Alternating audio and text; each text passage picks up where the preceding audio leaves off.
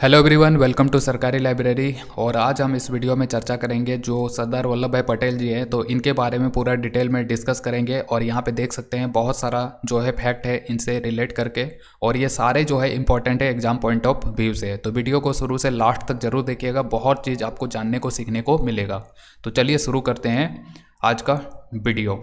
तो वीडियो शुरू करने से पहले देखिए, अगर जो हमारा जो YouTube चैनल है इस पर पहली बार हैं तो इसको ज़रूर सब्सक्राइब करें, और जो टेलीग्राम चैनल है तो वो भी सरकारी लाइब्रेरी के नाम से ही है, तो उसको भी ज्वाइन कर सकते हैं। वहाँ पे जो हमारा वेबसाइट है sarkarilibrary.in, जिसको कि हमने सिर्फ सरकारी नौकरी के लिए ही स्पेशली डिज़ाइन किया हुआ है। और यहाँ पे आपको बहुत सारा फ्री में जो है कंटेंट मिल जाएगा, हिस्ट्री, ज्योग्राफी, पॉलिटी वगैरह प्रीवियस ईयर के क्वेश्चन, चाहे BPSC की बात करें, JPSC की बात करें, JSSC की बात करें, रेलवे की बात करें, तो बहुत सारा चीज़ जो है यहाँ पे आपको फ्री में मिल जाएगा।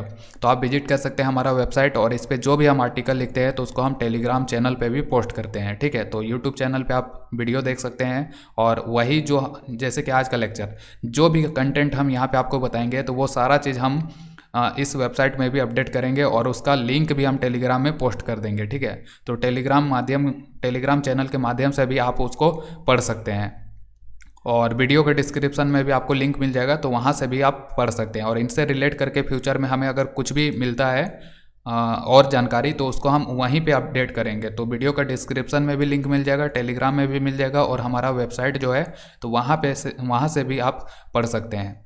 तो चलिए शुरू करते हैं, इनका जीवनी देखते हैं, एग्जाम पॉइंट ऑफ व्यू से पूरी तरह से हम डिस्कस करते हैं।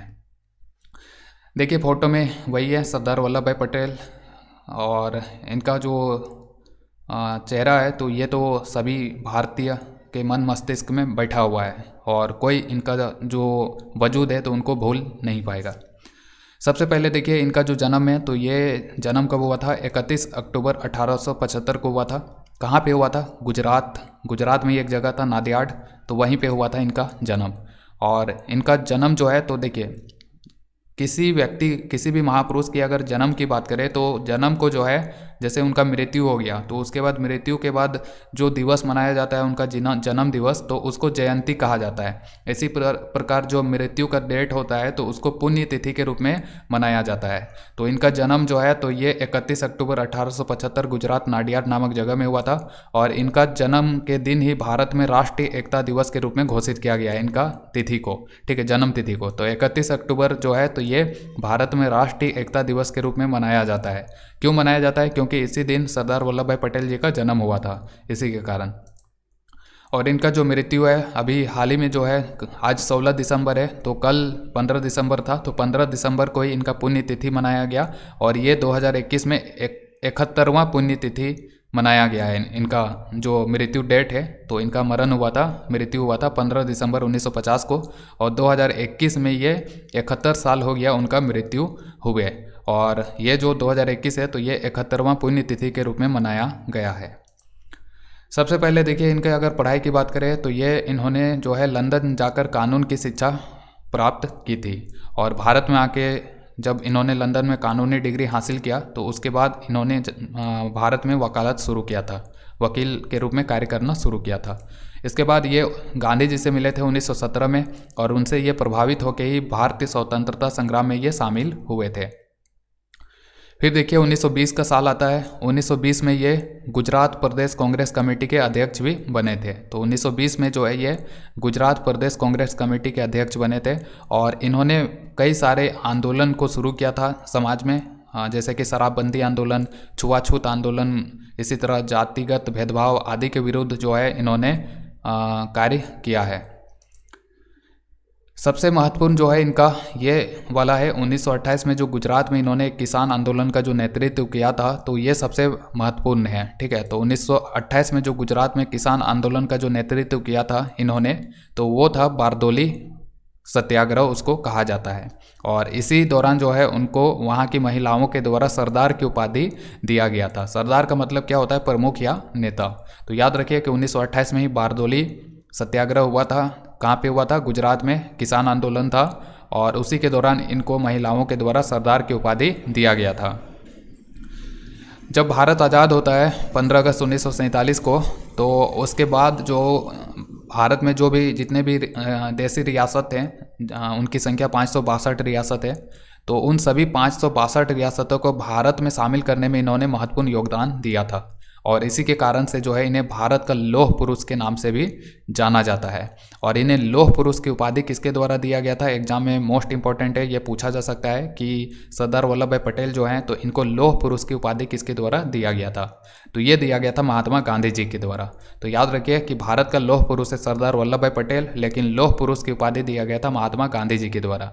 इसके बाद इनका निधन हो जाता है 15 दिसंबर 1950 को, बॉम्बे में इनका निधन हो गया था। और मरने के बाद इनको जो भारत का जो सबसे ऊंचा सम्मान है भारत रत्न, तो ये मिला था 1991 ईस्वी में मरणोपरांत। ठीक है, तो मरने के बाद 1991 में भारत का जो सर्वोच्च नागरिक सम्मान है भारत रत्न, तो इसे सम्मानित किया गया था इनको 1991 ईस्वी में। सरदार पटेल को जो है आधुनिक अखिल भारतीय सेवाओं की स्थापना करने के लिए इन्हें भारतीय सिविल सेवकों का संरक्षक संत के रूप में भी जाना जाता है। तो एग्जाम में पूछा जाए कि भारतीय सिविल सेवकों के संरक्षक संत के रूप में किसे जाना जाता है, तो ये सरदार वल्लभ भाई पटेल जी हैं, तो इन्हीं को जो है भारतीय सिविल सेवकों के संरक्षक संत के रूप में जाना जाता है।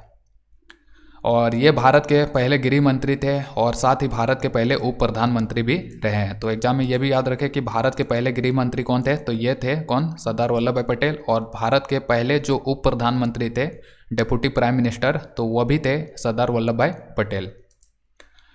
इसी तरह संविधान, भारतीय संविधान सभा यानी कि संविधान को गठन करने के लिए जो संविधान सभा का निर्माण किया गया था, तो उसमें कई सारे समिति थे। उन्हीं समितियों में से कुछ समिति के ये प्रमुख रहे थे। तो कौन कौन सा वो समिति है, तो देखिए, एक है मौलिक अधिकारों पर सलाहकार समिति, जिसके प्रमुख जो है सरदार वल्लभ भाई पटेल जी को बनाया गया था। इसी तरह अल्पसंख्यकों और जनजातीय तथा बहिष्कृत क्षेत्रों पर नियुक्ति समिति जो है, तो उसका भी प्रधान इनको बनाया गया था प्रमुख। और जो प्रांतीय संविधान समिति है उसका भी प्रमुख थे सरदार वल्लभ भाई पटेल जी। इन्होंने, हमने देखा कि 1928 में जो किसान आंदोलन हुआ था जिसको बारदोली सत्याग्रह के नाम से जाना जाता था, तो उसका नेतृत्व इन्होंने ही किया था। इसी तरह 1918 में जो खेड़ा सत्याग्रह हुआ था, तो उसमें भी इन्होंने पार्टिसिपेट किया था, उसमें भी इनका बहुत बड़ा योगदान है। और 2018 में जो है इनका एक स्टैचू बना है गुजरात में, जिसको स्टैचू ऑफ यूनिटी के नाम से जाना जाता है। तो इसके बारे में अब हम देख लेते हैं। तो स्टैचू ऑफ यूनिटी जो है, तो यहाँ पे जो पिक्चर आप देख सकते हैं ये वाला, तो यही स्टैचू ऑफ यूनिटी जो कि गुजरात में स्थित है, और ये विश्व का सबसे ऊंचा मूर्ति है। ठीक है, पहले चीन में हुआ करता था, लेकिन अब हमारे देश भारत में है विश्व का सबसे ऊंचा मूर्ति। तो याद रखिए कि स्टैचू ऑफ यूनिटी जो है, तो ये किसका है, तो ये सरदार वल्लभ भाई पटेल जी के नाम से है, उन्हीं का है स्टैचू ऑफ यूनिटी। और ये कहाँ पर स्थित है, गुजरात में स्थित है। और गुजरात में जो नर्मदा नदी है, तो नर्मदा नदी के बीच में ही एक द्वीप है, तो वहीं पे ये स्थित है। और नर्मदा जिले में एक जगह है जिसका नाम है केवडिया, तो केवडिया नामक स्थान पे ही जो है ये स्टैचू ऑफ यूनिटी है। और अगर द्वीप पूछा जाए कि कौन सा द्वीप के बीच में है, तो ये साधु बेट द्वीप। ठीक है, तो नर्मदा नदी के बीच में है साधु बेट द्वीप, तो वहीं पर ये स्थित है स्टैचू ऑफ यूनिटी। तो क्या क्या याद रखना है, स्टैचू ऑफ यूनिटी जो है, तो ये गुजरात में स्थित है। कहाँ पे, तो नर्मदा जिले के केवडिया नामक स्थान पे।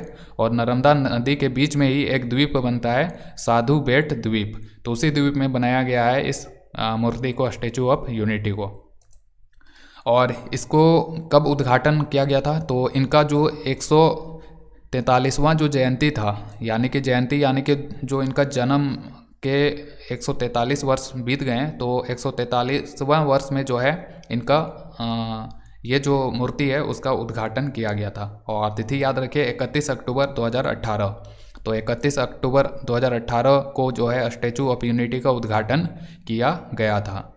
और ये जो है विश्व का सबसे ऊंची मूर्ति है। और इसकी ऊंचाई की बात करें, तो अगर हम ज़मीन यानी कि आधार से बात करें तो इसका ऊंचाई 240 मीटर है। लेकिन अगर हम सिर्फ मूर्ति की बात करें तो मूर्ति का जो ऊंचाई है वो है 182 मीटर। तो ये ऊंचाई भी आपको याद रखना है। इससे पहले जो है विश्व का सबसे ऊंचा जो मूर्ति हुआ करता था वो चीन में हुआ करता था, और वो कौन सा था, तो यह था स्प्रिंग टेम्पल बुद्धा प्रतिमा। ठीक है, तो ये हुआ करता था पहले, लेकिन अब है हमारे देश भारत में स्टैचू ऑफ यूनिटी, और ये सरदार वल्लभ भाई पटेल जी का मूर्ति है, सबसे ऊंचा मूर्ति। इसी तरह जो अमेरिका में देखिए जो स्टैचू ऑफ लिबर्टी है, तो इसका जो ऊंचाई है वो मात्र 93 मीटर लंबा है। तो इन दोनों से बहुत ऊंचा है, 2 गुना है। ठीक है, तो ये भी याद रखें कि 2 गुना है ये हमारे देश भारत में। और ये हमने देख लिया कि इनका जो ये है तो ये साधु बेट द्वीप जो कि नर्मदा नदी के बीचों बीच में स्थित है, तो वहीं पे ये स्टैचू ऑफ यूनिटी का निर्माण किया गया है। और इसका जो डिजाइनर है, तो डिजाइनर कौन है, तो डिजाइनर का नाम याद रखें, मूर्तिकार जो राम वी सुतार हैं, तो उनके द्वारा इसका डिज़ाइन तैयार किया गया था।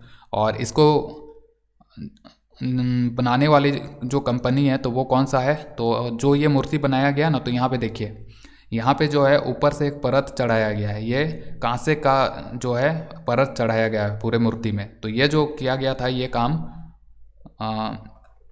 किधर गया, हाँ यहाँ पे ये जो काम हुआ था कांस्य क्लैडिंग कार्य, तो ये किया गया था चीनी कंपनी था, चीन की कंपनी था जिसका नाम है चीनी फाउंड्री जियांगसी टकाइन कंपनी। तो ये नाम याद रखे, जियांगसी, बस याद रखे जियांगसी। तो ऑब्जेक्टिव वनडे एग्जाम में ज़्यादा दिक्कत भी नहीं होगा, कोई भी अगर जियांगसी नाम देखेंगे तो तुरंत दिमाग में जो है आपका ये फिट हो जाएगा कि अच्छा यही हमने पढ़ा था, तो तुरंत आप टिक लगा सकते हैं।